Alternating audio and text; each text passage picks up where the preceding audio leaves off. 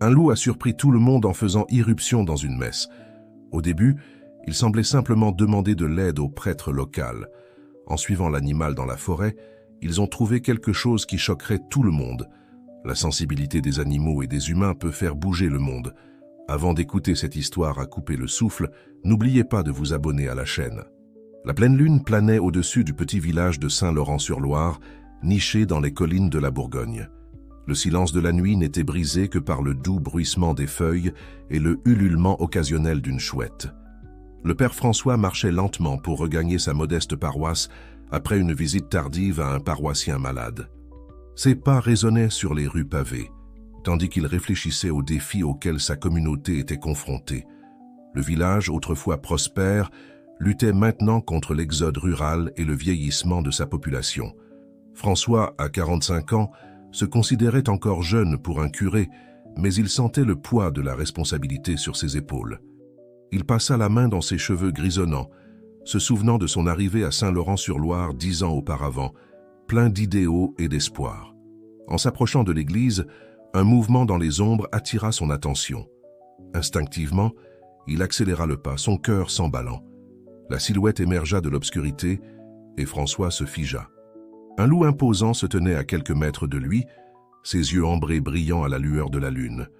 La peur initiale céda la place à la curiosité lorsque François réalisa que l'animal ne montrait aucun signe d'agressivité.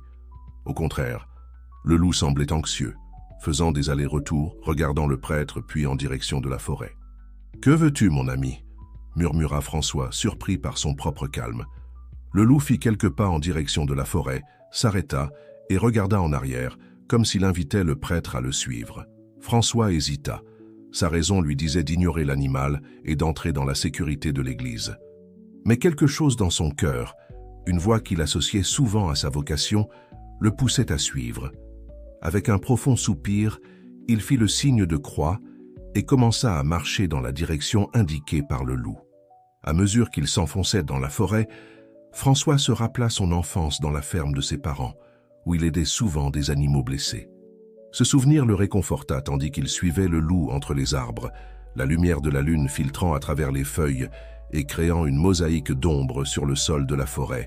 Après ce qui sembla une éternité, mais qui ne dura probablement pas plus de 15 minutes, le loup s'arrêta dans une petite clairière. Là, sous un vieux chêne, François vit une scène qui lui serra le cœur. Une louve blessée, couchée sur le côté, avec 3 louveteaux blottis contre elle. La louve leva la tête en les voyant approcher, un grognement bas s'échappant de sa gorge. Le loup qui avait guidé François s'approcha rapidement d'elle, touchant son museau du sien dans un geste qui semblait presque humain dans sa tendresse. François resta paralysé, émerveillé par la scène devant lui. Le loup se tourna vers lui comme pour l'inviter à s'approcher. Avec des pas lents et prudents, le prêtre avança, parlant d'une voix basse et douce. « Tout va bien, je suis là pour aider », murmura-t-il, plus pour lui-même que pour les animaux. En s'approchant, il put voir la blessure sur la patte arrière de la louve, une lacération profonde qui saignait lentement. Sans hésiter, François retira sa soutane, déchirant une bande de tissu pour l'utiliser comme bandage. Avec des mouvements lents et délibérés, il s'agenouilla à côté de la louve blessée. L'animal l'observait avec un mélange de peur et d'espoir dans ses yeux dorés. « Tout ira bien », chuchota François, tendant lentement la main. À sa surprise, la louve ne recula pas. Elle semblait comprendre qu'il était là pour aider.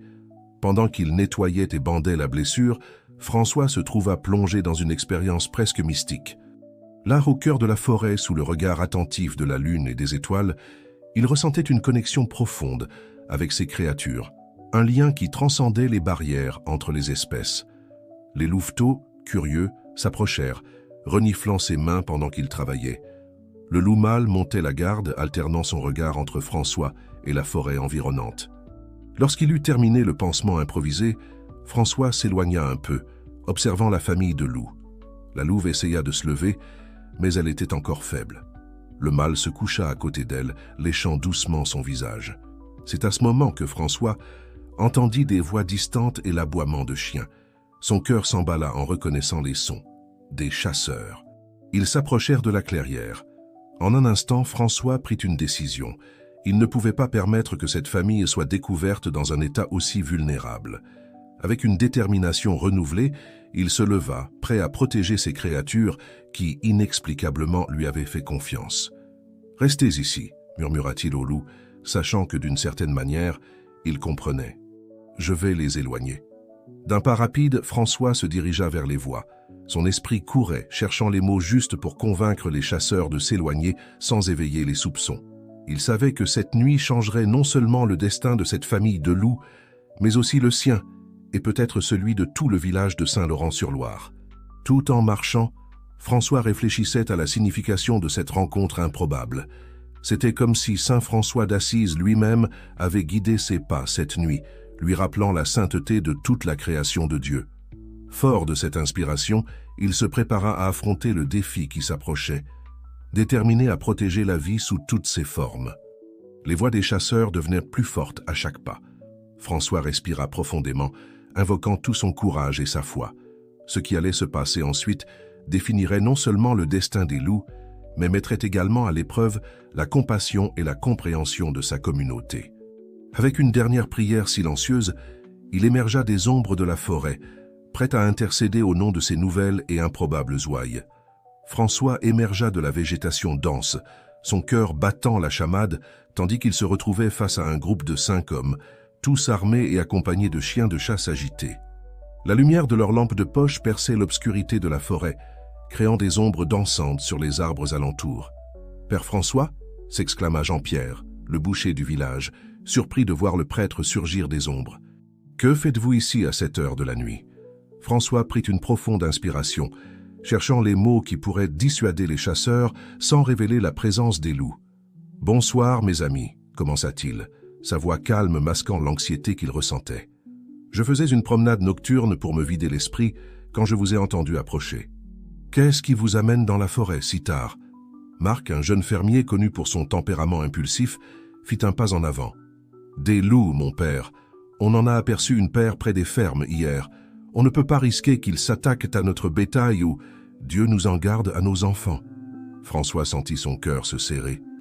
Il savait qu'il devait agir rapidement pour protéger la famille de loups sans aliéner ses paroissiens.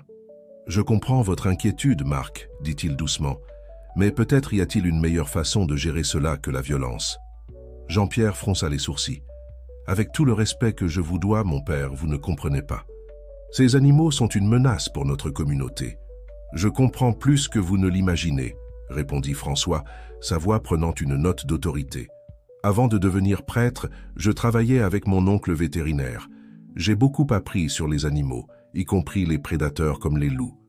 Ils attaquent rarement les humains, et en réalité, ils jouent un rôle crucial dans l'équilibre de notre écosystème. » Les hommes échangèrent des regards sceptiques, mais François remarqua qu'il avait capté leur attention. Il poursuivit « Réfléchissez-y. Les loups maintiennent sous contrôle la population de sangliers et de cerfs qui autrement détruiraient nos cultures. Ils font partie de la création de Dieu tout autant que nous. » Un silence pensif tomba sur le groupe. François en profita pour s'approcher d'Étienne, le plus âgé et le plus respecté des chasseurs. « Étienne, vous souvenez-vous des histoires que racontait votre grand-père sur la façon dont saint François parlait aux animaux, même aux loups de Goubiot ?» Étienne hocha lentement la tête, ses yeux s'adoucissant au souvenir. « Oui, mon père. Mon grand-père adorait cette histoire. » « Alors, peut-être pourrions-nous suivre cet exemple ?» suggéra François. « Au lieu de réagir par la peur et la violence, nous pourrions chercher un moyen de coexister pacifiquement avec ces créatures. » Marc, toujours pas convaincu, intervint. « Et comment ferions-nous cela, mon père?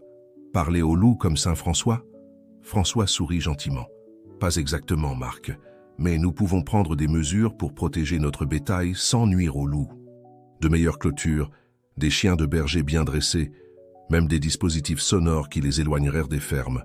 Il existe de nombreuses options qui n'impliquent pas de verser le sang. » Tout en parlant, François remarqua un changement subtil dans l'atmosphère. Les hommes semblaient moins tendus, plus réceptifs à ses paroles. Même les chiens s'étaient calmés, s'asseyant aux pieds de leur maître. Jean-Pierre se gratta pensivement la barbe. « Le père a raison. Mon cousin à Lyon m'a parlé de certaines de ses méthodes. Ça vaut peut-être le coup d'essayer. » Étienne, avec la sagesse de ses années, ajouta « Mon grand-père disait toujours que la terre est un don de Dieu et que nous devons prendre soin de toutes ces créatures, Peut-être est-il temps d'honorer cet enseignement. François sentit une vague de soulagement et de gratitude. Exactement, mes amis. Et je vous promets que je ne vous laisserai pas affronter ce défi seul. Dès demain, nous commencerons à planifier comment nous pouvons protéger nos familles et nos moyens de subsistance, tout en respectant la vie de ces animaux. Marc, bien qu'il semblât encore un peu sceptique, baissa son arme. Eh bien, si le père est prêt à nous aider, je suppose qu'on peut donner une chance à cette idée. Les tensions s'étant dissipées, François suggéra que tous retournent au village. Il se fait tard, et nous avons beaucoup à discuter demain.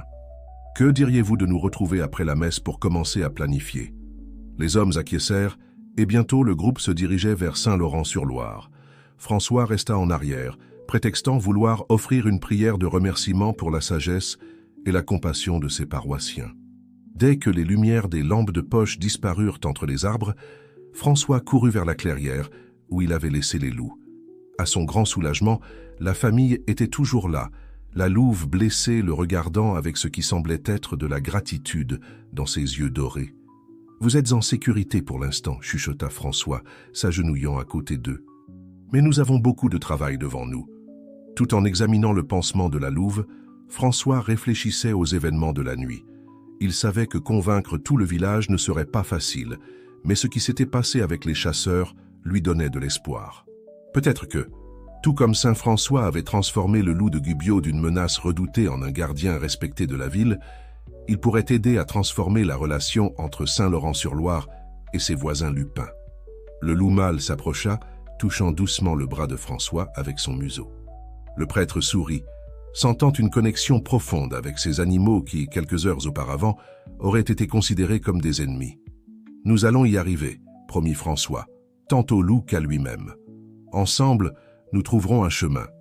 Alors que la nuit avançait, François resta dans la clairière, veillant sur la famille de loups et planifiant les prochaines étapes. Il savait que les jours à venir seraient cruciaux, non seulement pour le destin de ces animaux, mais pour toute la communauté de Saint-Laurent-sur-Loire. À mesure que le ciel commençait à s'éclaircir à l'est, annonçant l'arrivée d'un nouveau jour, François se leva, se préparant à retourner au village. Il avait un sermon à préparer, un sermon qu'il espérait capable d'ouvrir les cœurs et les esprits de ses paroissiens à une nouvelle façon de voir le monde qui les entourait. Avec un dernier regard vers la famille de loups, maintenant paisiblement endormie sous le chêne, François fit le signe de croix. « Que saint François guide nos pas », murmura-t-il, avant de se retourner et de marcher vers Saint-Laurent-sur-Loire, déterminé à initier la transformation qu'il savait nécessaire. Le soleil levant peignait le ciel de teintes roses et dorées, comme si la nature elle-même bénissait sa mission. François sourit, sentant un renouveau de but et de foi. Le défi à venir était grand, mais il était prêt à l'affronter, un pas à la fois, avec compassion, sagesse et la ferme croyance en la capacité de changement du cœur humain. La cloche de l'église de Saint-Laurent-sur-Loire sonnait, appelant les fidèles à la messe dominicale. Le père François se tenait debout dans la chaire, son regard parcourant les visages familiers de sa congrégation. L'église était plus remplie que d'habitude. Les nouvelles des événements de la nuit précédente s'étaient rapidement répandues dans le petit village. François prit une profonde inspiration, sentant le poids de la responsabilité sur ses épaules. Il savait que les mots qu'il prononcerait aujourd'hui pourraient changer le cours de l'histoire de Saint-Laurent-sur-Loire et le destin de la famille de loups qui dépendait maintenant de lui. « Mes chers frères et sœurs en Christ », commença-t-il, sa voix ferme et chaleureuse résonnant sur les murs de pierre de l'ancienne église. « Aujourd'hui, j'aimerais vous parler d'un thème qui pourrait en surprendre certains d'entre vous, la compassion envers nos frères animaux, en particulier ceux que nous craignons souvent. » Un murmure parcourut l'assemblée. François vit des expressions de curiosité, de scepticisme et même un peu d'appréhension. Il continua. « Hier soir, j'ai vécu une expérience qui m'a puissamment rappelé les paroles de saint François d'Assise. Comme beaucoup d'entre vous l'ont déjà entendu, je me suis retrouvé face à face avec une famille de loups dans notre forêt. Des halètements audibles résonnèrent dans l'église. François leva la main, demandant le silence. « Je sais que beaucoup d'entre vous craignent ces animaux et à juste titre.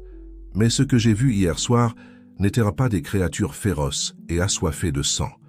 J'ai vu une famille, un père protecteur, une mère blessée et des petits sans défense. J'ai vu des créatures de Dieu, aussi dignes de compassion et de respect que n'importe lequel d'entre nous. Il fit une pause, laissant ses paroles pénétrer. Saint François nous a enseigné que toute la création de Dieu est sacrée. Il appelait les animaux ses frères et sœurs. Et hier soir, j'ai compris profondément ce qu'il voulait dire. François partagea alors l'histoire complète de sa rencontre avec les loups, décrivant comment le loup mâle l'avait guidé jusqu'à sa compagne blessée, comment il avait soigné la blessure de la louve et comment il était intervenu auprès des chasseurs. À ce moment-là, dit-il, sa voix tremblant légèrement d'émotion, j'ai senti que je vivais le véritable esprit de l'Évangile. Aimez-vous les uns les autres comme je vous ai aimé, a dit Jésus. Et cet amour, mes amis, ne se limite pas seulement aux êtres humains. Il regarda directement Jean-Pierre, le boucher, et Marc, le jeune fermier. Nos amis ici présents ont fait preuve d'une grande sagesse et compassion en écoutant une perspective différente. Ils ont choisi la voie du dialogue et de la compréhension, plutôt que celle de la violence. François se tourna ensuite vers le reste de la congrégation. Maintenant, je vous demande à tous de suivre cet exemple. Je ne suggère pas que nous ignorions les défis réels auxquels nous sommes confrontés. Oui, nous devons protéger notre bétail et nos familles, mais nous pouvons le faire d'une manière qui respecte toute vie.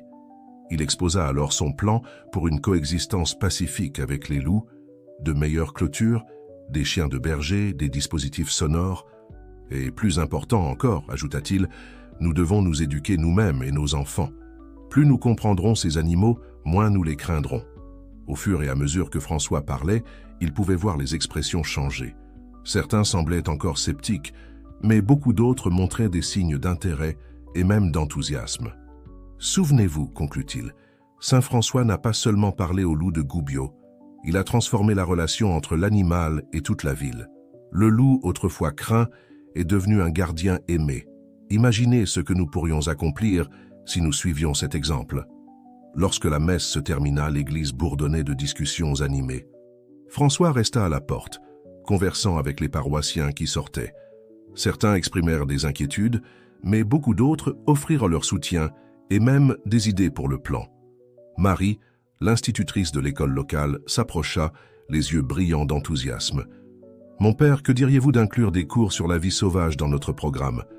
Nous pourrions enseigner aux enfants le rôle important que jouent les loups dans notre écosystème. » « Quelle merveilleuse idée, Marie, » répondit François, sentant une vague d'espoir. Ce serait un excellent début pour changer les perceptions dès le plus jeune âge. Étienne, le chasseur le plus âgé, s'approcha également. « Mon père, j'ai réfléchi. Peut-être pourrions-nous organiser des patrouilles pour surveiller les mouvements des loups. Pas pour les chasser, comprenez-vous, mais pour mieux comprendre leurs habitudes et protéger à la fois eux et notre bétail. » François acquiesça avec enthousiasme. « Étienne, c'est exactement le genre d'initiative dont nous avons besoin. Votre expérience sera inestimable. » Même Marc, qui avait été le plus sceptique la nuit précédente, semblait reconsidérer la situation. « Je ne suis toujours pas totalement convaincu, mon père, admit-il, mais je suis prêt à essayer. Si Saint François a pu le faire à Gubbio, peut-être pouvons-nous faire quelque chose de similaire ici à Saint-Laurent-sur-Loire. » Alors que le dernier des paroissiens sortait, François se retrouva seul dans l'église. Il s'agenouilla devant l'autel, offrant une prière silencieuse de gratitude. Le chemin à parcourir était encore long et incertain, mais il sentait qu'une graine de changement avait été plantée. En se levant, François se prépara pour la réunion qu'il avait fixée avec les chasseurs. Il y avait beaucoup de travail à faire, des plans à élaborer, des ressources à rassembler, des mentalités à changer. Mais pour la première fois depuis qu'il avait rencontré les loups, il ressentait un véritable espoir qu'une solution pacifique soit possible. Alors qu'il sortait de l'église, le soleil de l'après-midi baignait la place du village d'une lumière dorée. François sourit, se rappelant les paroles de Saint François. « Commencez par faire ce qui est nécessaire, puis faites ce qui est possible, et soudain, vous ferez l'impossible. » Avec cette inspiration à l'esprit, il se dirigea vers la réunion, prêt à faire le prochain pas vers un avenir où humains et loups pourraient coexister en harmonie. Le voyage serait difficile, mais François était déterminé à voir cela se réaliser, un cœur à la fois. Les semaines qui suivirent la nuit fatidique dans la forêt furent un tourbillon d'activités à Saint-Laurent-sur-Loire.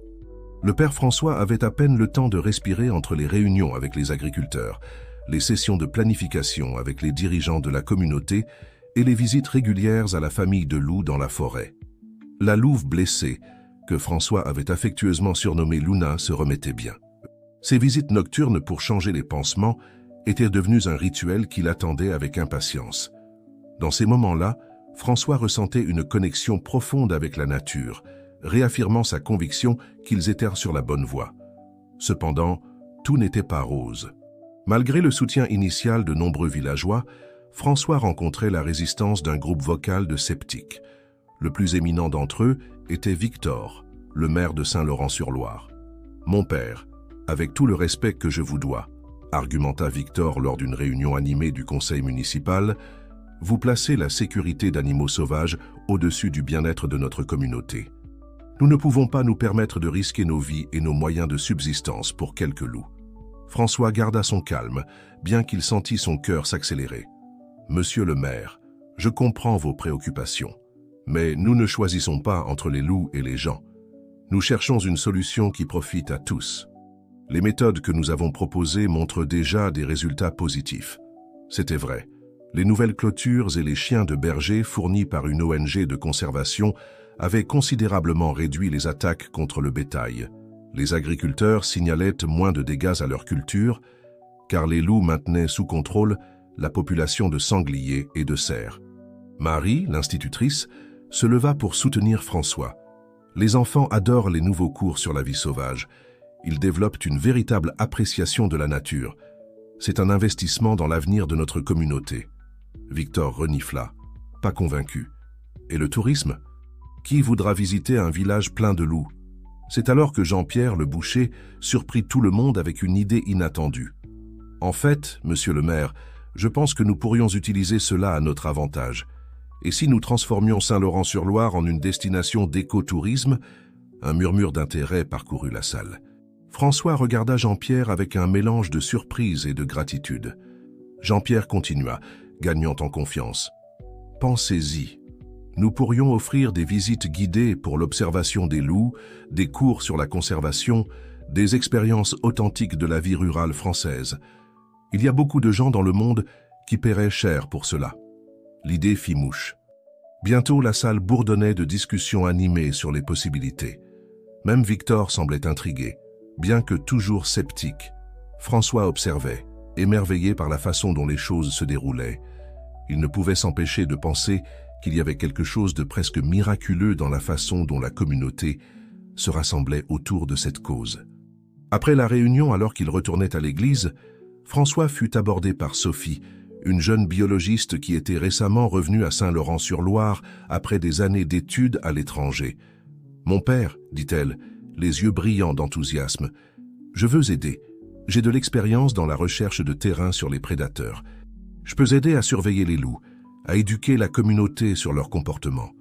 Peut-être même obtenir un financement pour une étude à long terme. » François sourit, sentant une vague de gratitude. « Sophie, votre aide serait inestimable. Bienvenue à bord. » Ce soir-là, lors de sa visite habituelle à la famille de loups, François réfléchit aux événements de la journée.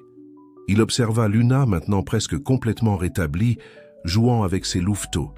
Le loup mâle qu'il avait commencé à appeler François, en hommage à Saint François, montait la garde à proximité. « Vous n'avez aucune idée à quel point vous avez changé nos vies, » murmura François au loup, « et combien vous pouvez encore les changer. » Soudain, un bruit dans la végétation le mit en alerte. François se retourna, craignant que ce ne soient des chasseurs. À sa surprise, il vit Victor émerger des ombres. Le maire semblait mal à l'aise, regardant nerveusement les loups. « Mon père, » dit-il à voix basse, « je voulais voir par moi-même. » François acquiesça, invitant Victor à s'approcher. « Ils ne vous feront pas de mal. Venez, laissez-moi vous présenter à la famille. » Lentement, prudemment, Victor s'approcha. Luna leva la tête, ses yeux dorés rencontrant ceux du maire. Pendant un long moment, l'homme et le loup se regardèrent fixement. Puis, à la surprise de François, Victor s'agenouilla, tendant lentement la main. Luna hésita un instant avant de s'approcher et de renifler ses doigts. « Extraordinaire !» chuchota Victor, un sourire hésitant se formant sur son visage. À ce moment-là, François sut qu'ils avaient à tourner une page importante. Le chemin à parcourir serait encore difficile, mais avec chaque cœur changé, chaque esprit ouvert, ils étaient un pas plus près de réaliser le rêve d'une véritable harmonie entre les humains et la nature. Alors que le soleil se couchait sur la forêt de Saint-Laurent-sur-Loire, projetant de longues ombres entre les arbres, François ressentit une paix profonde. Il savait que cette histoire était loin d'être terminée, mais chaque chapitre semblait plus prometteur que le précédent. Les mois suivants apportèrent des changements significatifs à Saint-Laurent-sur-Loire. Le petit village français, autrefois endormi, pulsait maintenant d'une nouvelle énergie. Le plan d'écotourisme de Jean-Pierre était devenu réalité, et les premiers groupes de visiteurs commençaient à arriver, impatients d'apercevoir les loups désormais célèbres de Saint-Laurent-sur-Loire. Sophie, la jeune biologiste, était devenue une figure centrale de la communauté. Son programme de surveillance des loups fournissait non seulement des données précieuses pour la conservation, mais offrait également aux habitants locaux et aux visiteurs l'opportunité de participer à la recherche sur le terrain. Par une matinée ensoleillée de printemps, François traversait la place centrale du village, émerveillé par les transformations. Des stands d'artisanat local exposaient des produits inspirés des loups, sculptures en bois, peintures, et même des fromages artisanaux aux noms créatifs, comme Pleine Lune et Hurlement de la montagne. Père François, appela Marie, l'institutrice, en agitant la main avec enthousiasme depuis l'un des stands. Venez voir ce que les enfants ont fait. En s'approchant, François vit une exposition de dessins et d'histoires créées par les élèves de l'école locale. Chaque œuvre représentait les loups, non pas comme des créatures effrayantes, mais comme des gardiens de la forêt, des partenaires de la communauté. « C'est merveilleux, Marie, » dit François, sentant une vague d'émotion. « Vous êtes en train de former la prochaine génération de défenseurs de la nature. » Pendant qu'ils discutaient, Étienne, l'ancien chasseur devenu guide d'écotourisme, s'approcha avec un groupe de visiteurs étrangers. « Et voici, » annonça Étienne avec fierté, « l'homme qui a tout commencé. Le père François, le gardien des loups de Saint-Laurent-sur-Loire. » François rougit sous l'attention, mais saisit l'occasion pour partager l'histoire de la transformation du village. Les touristes écoutaient, fascinés, prenant des photos et posant des questions avec enthousiasme. « C'est incroyable comme une communauté peut changer quand elle ouvre son cœur à la nature », commenta une touriste américaine, visiblement émue. Alors que le groupe s'éloignait, Victor s'approcha, un large sourire sur son visage. « Mon père, vous n'allez pas croire les dernières nouvelles. Je viens de recevoir un appel de la capitale régionale. Ils veulent utiliser Saint-Laurent-sur-Loire comme modèle pour un nouveau programme de conservation dans toute la Bourgogne. » François resta bouche bée. « Victor, c'est incroyable !» Le maire acquiesça avec enthousiasme. « Et ce n'est pas tout. Une équipe de documentaristes veut faire un film sur notre histoire. Ils pensent que cela pourrait inspirer d'autres communautés à travers le monde. » La nouvelle se répandit rapidement dans le village, provoquant une vague de célébration.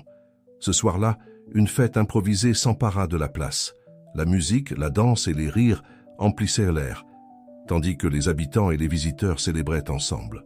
Au milieu de la joie, François s'éclipsa discrètement, ressentant le besoin de partager ce moment avec ceux qui avaient tout déclenché. Il marcha vers la forêt, en direction de l'endroit où il savait qu'il trouverait Luna, François et leur louveteau, maintenant presque adultes. En arrivant dans la clairière familière, François fut accueilli par un spectacle qui lui coupa le souffle. Luna et François étaient là comme prévu, mais ils n'étaient pas seuls. Plusieurs autres loups, probablement attirés par la sécurité et l'abondance qui caractérisaient maintenant la région, avaient rejoint le groupe. « Bonjour mes amis », chuchota François, s'asseyant calmement au bord de la clairière. Luna, le reconnaissant, s'approcha, suivie de près par ses louveteaux déjà grands.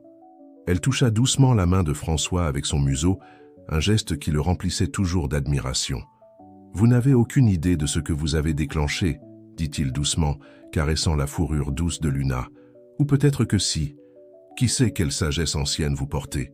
En observant les loups, François réfléchit à l'incroyable voyage des derniers mois.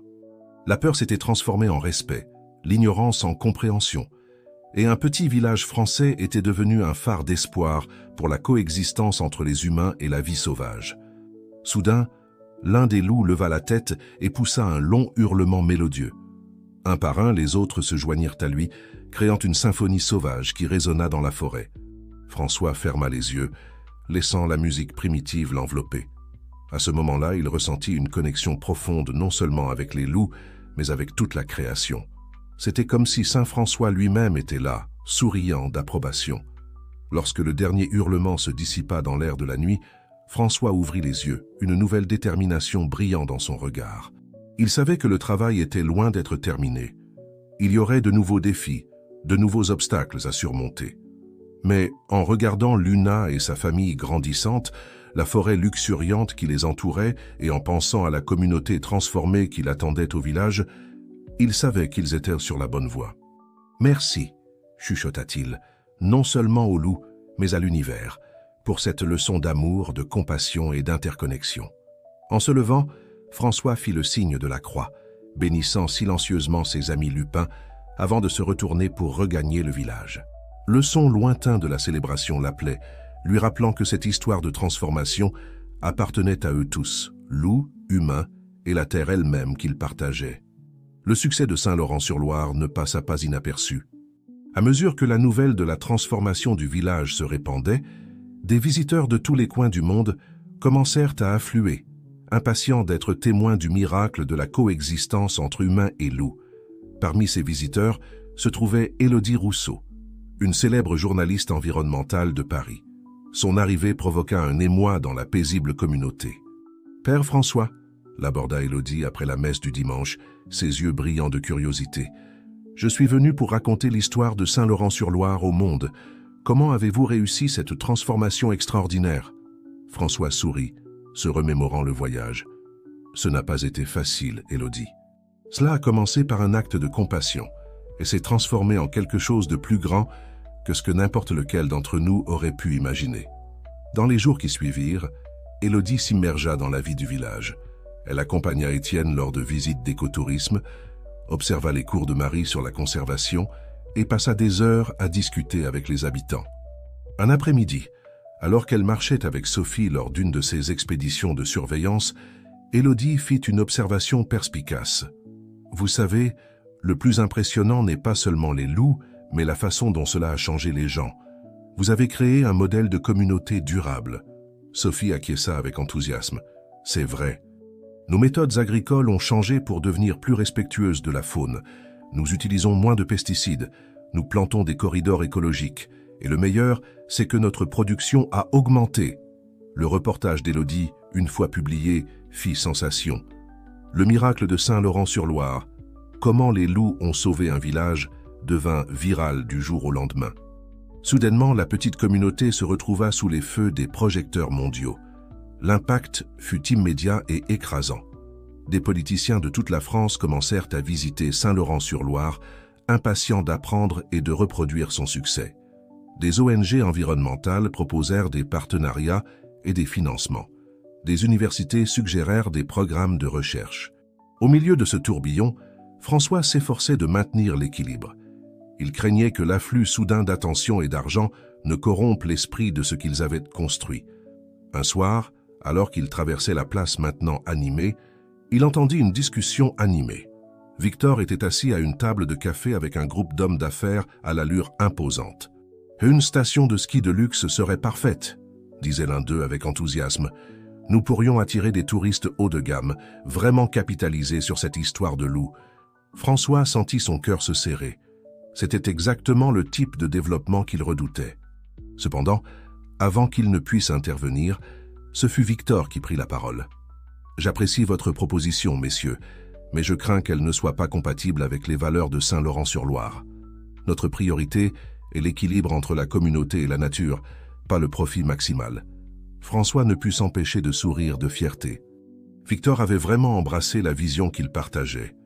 Dans les jours qui suivirent, la communauté se réunit pour discuter de son avenir.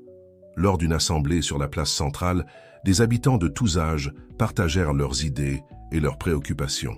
« Nous devons faire attention à ne pas devenir victimes de notre propre succès », avertit Étienne. « Les loups nous ont appris l'équilibre. Nous devons appliquer cette leçon à notre développement. » Marie ajouta « Et que diriez-vous d'un centre d'éducation environnementale ? Nous pourrions partager nos connaissances avec le monde, inspirer d'autres communautés. » Les idées fusaient, chacune reflétant le nouvel esprit de Saint-Laurent-sur-Loire. Durabilité, respect de la nature, communauté. À la fin de la réunion, François se leva pour parler. « Mes amis, » commença-t-il, sa voix chargée d'émotion, « ce que nous avons accompli ici est précieux.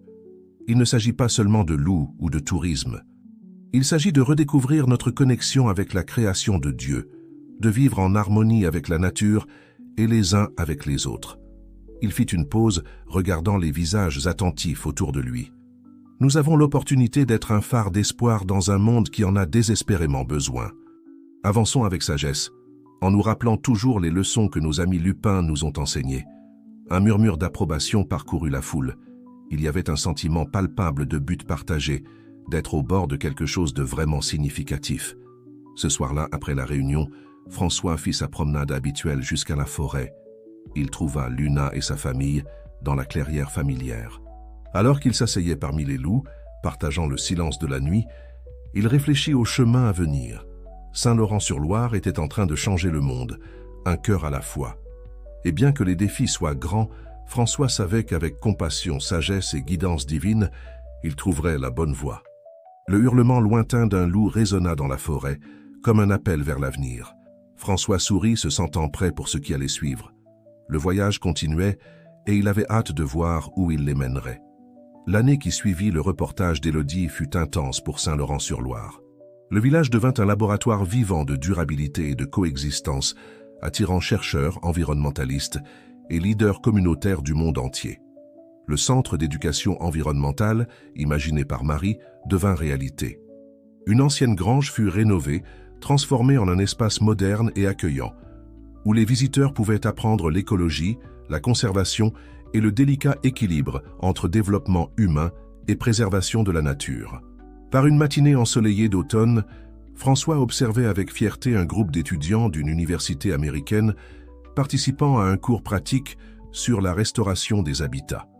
Sophie dirigeait l'équipe, expliquant comment les techniques développées à Saint-Laurent-sur-Loire aidaient à régénérer les zones dégradées. Le secret est de travailler avec la nature, pas contre elle, expliquait Sophie, son visage illuminé d'enthousiasme. Les loups nous ont appris que chaque espèce a son rôle dans l'écosystème. Notre tâche est de restaurer cet équilibre. En se promenant dans le village, François remarqua d'autres changements subtils mais significatifs. Les toits des maisons arboraient maintenant des panneaux solaires, un projet d'énergie propre mis en œuvre avec l'aide d'une ONG internationale. Des jardins communautaires fleurissaient dans des espaces auparavant vides, fournissant des aliments frais et biologiques aux habitants et aux restaurants locaux. Le plus impressionnant, cependant, était le changement chez les gens. Il y avait une nouvelle lueur dans les yeux des habitants de Saint-Laurent-sur-Loire, un sens du but et de la fierté qui allait au-delà du succès économique apporté par l'écotourisme. Jean-Pierre, le boucher qui avait proposé l'idée du tourisme écologique, dirigeait maintenant un projet de production de viande durable. Nous avons découvert que nous pouvons élever du bétail d'une manière qui profite à l'écosystème, expliqua-t-il à François. Rotation des pâturages, gestion holistique, nous collaborons même avec des agriculteurs d'autres régions pour répandre ces pratiques. Même Victor, autrefois sceptique, était devenu un défenseur passionné de la nouvelle vision de Saint-Laurent-sur-Loire. Il partait pour une conférence internationale sur le développement durable, où il partagerait l'histoire du village. « Qui l'eût cru, mon père ?» rit Victor, ajustant sa cravate. « D'un village oublié à un modèle mondial. Et dire que tout a commencé avec cette nuit dans la forêt. » François sourit, se remémorant l'incroyable voyage qu'ils avaient parcouru. Dieu agit de façon mystérieuse, Victor. Parfois, nous devons simplement être ouverts à l'écoute. Cependant, tout n'était pas rose. La croissance rapide et la soudaine célébrité apportaient de nouveaux défis.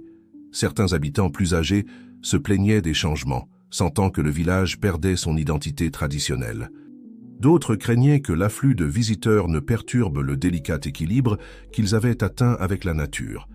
François savait que ces préoccupations ne pouvaient être ignorées. Un après-midi, il convoqua une réunion avec le conseil de la communauté pour discuter de ces défis. « Nous devons trouver un équilibre », dit-il au groupe réuni dans la sacristie de l'église. « Tout comme nous avons appris à coexister avec les loups, nous devons apprendre à équilibrer progrès et tradition, croissance et durabilité. » Après des heures de discussion animées mais respectueuses, le groupe parvint à un consensus. Il mettrait en place un système de quotas pour les visiteurs, limitant le nombre de touristes autorisés dans le village chaque mois. Il créerait également un fonds communautaire, où une partie des revenus du tourisme serait destiné à des projets bénéficiant directement aux habitants locaux et préservant les traditions culturelles de Saint-Laurent-sur-Loire. Alors que la réunion se terminait, Étienne, l'ex-chasseur, fit une observation perspicace. « Vous savez, mon père, je pense que les loups nous ont appris plus que simplement la nature. Ils nous ont enseigné la communauté, l'adaptation, comment trouver notre place dans le monde sans perdre qui nous sommes. » François acquiesça, sentant une vague de gratitude. « Vous avez raison, Étienne. Chaque défi que nous affrontons est une opportunité de grandir, de devenir une meilleure version de nous-mêmes. » Ce soir-là, comme tant d'autres auparavant, François fit sa promenade jusqu'à la forêt. Luna et sa famille l'accueillirent comme toujours, mais il y avait quelque chose de différent dans l'air. Un sentiment de changement, de quelque chose de nouveau qui approchait. Assis parmi les loups, observant les étoiles qui commençaient à piquer le ciel nocturne, François réfléchit à l'avenir. Saint-Laurent-sur-Loire était devenu plus qu'il n'aurait jamais pu imaginer, pas seulement un sanctuaire pour les loups, mais un phare d'espoir pour un monde en quête d'équilibre. Le hurlement d'un loup brisa le silence de la nuit, résonnant dans la forêt. Pour François, cela sonnait comme une promesse, un rappel que le voyage était loin d'être terminé. De nouveaux défis les attendaient, de nouvelles leçons à apprendre, mais avec la sagesse des loups, la force de la communauté et la foi qui les guidait, François savait qu'ils étaient prêts pour tout ce que l'avenir leur réserverait.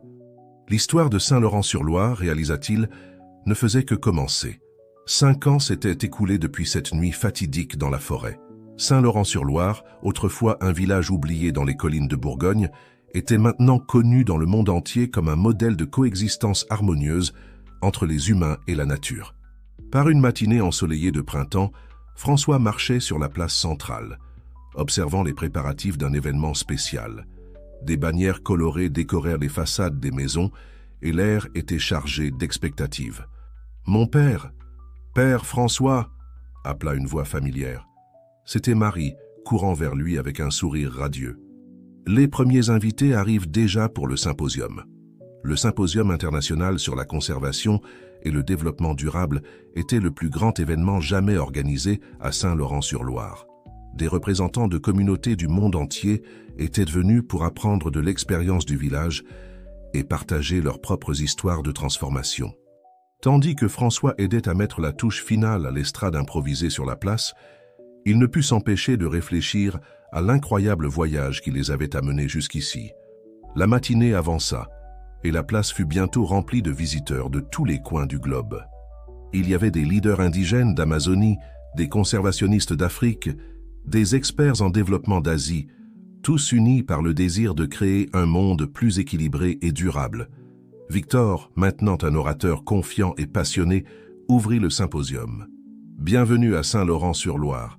Il y a quelques années, nous n'étions qu'un village de plus luttant pour survivre. Aujourd'hui, nous sommes ici pour partager une histoire d'espoir, une histoire qui a commencé par un acte de compassion envers une famille de loups. Tout au long de la journée, les habitants de Saint-Laurent-sur-Loire partagèrent leurs expériences. Sophie parla du programme de surveillance des loups, qui servait maintenant de modèle pour des projets de conservation dans toute l'Europe. Jean-Pierre présenta le succès de la coopérative d'agriculteurs durables qui avait révolutionné les pratiques agricoles de la région. Marie, les larmes aux yeux, décrivit comment le programme éducatif de Saint-Laurent-sur-Loire inspirait une nouvelle génération de défenseurs de l'environnement. « Nos enfants ne voient pas la nature comme quelque chose de séparé de nous, » expliqua-t-elle. Ils comprennent que nous faisons partie d'un tout interconnecté. Alors que le soleil commençait à se coucher, jetant une lueur dorée sur le village, ce fut au tour de François de parler. Il monta sur l'estrade, sentant le poids de centaines de regards pleins d'espoir. « Mes amis, » commença-t-il, sa voix douce mais ferme, « l'histoire de Saint-Laurent-sur-Loire ne concerne pas les loups, ni le tourisme, ni même la conservation. C'est une histoire de reconnexion avec la nature, avec notre communauté, et avec le dessein divin qui unit toute la création. » Il fit une pause, ses yeux parcourant la foule diverse. « Chacun d'entre nous, peu importe d'où il vient, porte une étincelle du divin. Et quand nous reconnaissons cette étincelle dans toutes les créatures, oui, même dans les loups que nous craignions autrefois, nous découvrons une nouvelle façon d'être au monde. » François continua, partageant les hauts et les bas du voyage de Saint-Laurent-sur-Loire, les leçons apprises, les défis surmontés. Il parla de l'importance du dialogue, de l'ouverture au changement, et du courage de rêver d'un monde meilleur. Le miracle de Saint-Laurent-sur-Loire, conclut-il, n'est pas quelque chose qui s'est produit uniquement ici. C'est un miracle qui peut se produire partout où les gens sont prêts à ouvrir leur cœur, à écouter la sagesse de la nature et à travailler ensemble pour un avenir commun. Lorsque François termina, un silence respectueux tomba sur la place, bientôt suivi d'une explosion d'applaudissements. Beaucoup dans l'audience avaient les larmes aux yeux, émus par cette histoire de transformation et d'espoir. À mesure que la nuit tombait, la célébration continua. La musique et les rires résonnaient dans le village, tandis que visiteurs et habitants partageaient histoires, idées et rêves pour l'avenir. François s'éloigna discrètement de la foule, ressentant le besoin d'un moment de réflexion. Ses pas le menèrent, comme tant de fois auparavant, vers la forêt. En arrivant dans la clairière familière, il trouva Luna et sa famille. Les loups, maintenant une présence constante et bienvenue dans la vie de Saint-Laurent-sur-Loire, le saluèrent d'un regard serein. François s'assit parmi eux, laissant le silence de la nuit l'envelopper. Regardant le ciel étoilé, il ressentit une profonde sensation de gratitude et d'accomplissement. Saint-Laurent-sur-Loire était devenu plus qu'un modèle de conservation ou de développement durable. Il était devenu un symbole d'espoir, un rappel que le changement est possible, que l'harmonie entre les humains et la nature n'est pas qu'un rêve lointain. Alors que la lune montait dans le ciel, François entendit le son lointain de la célébration au village se mêler au doux hurlement des loups autour de lui. C'était une symphonie de vie, de connexion, de possibilités. Il sourit, sachant que le voyage était loin d'être terminé. De nouveaux défis surgiraient, de nouvelles histoires seraient écrites. Mais avec les leçons apprises, la communauté renforcée et la sagesse éternelle de la nature comme guide, François savait qu'ils étaient prêts pour tout ce que l'avenir leur réserverait. L'héritage de Saint-Laurent-sur-Loire, réalisa-t-il, n'était pas seulement un village transformé ou un groupe de loups protégés. C'était une nouvelle façon de voir le monde, une vision d'espoir et d'harmonie qui se répandait maintenant, comme des ondulations sur un lac, pour toucher des vies sur toute la planète. Et ainsi, sous le ciel étoilé de Bourgogne, entouré de loups et bercé par les sons lointains d'une communauté en fête, François ferma les yeux et offrit une prière silencieuse de gratitude pour le miracle dont il avait été témoin et pour le voyage qui était encore à venir.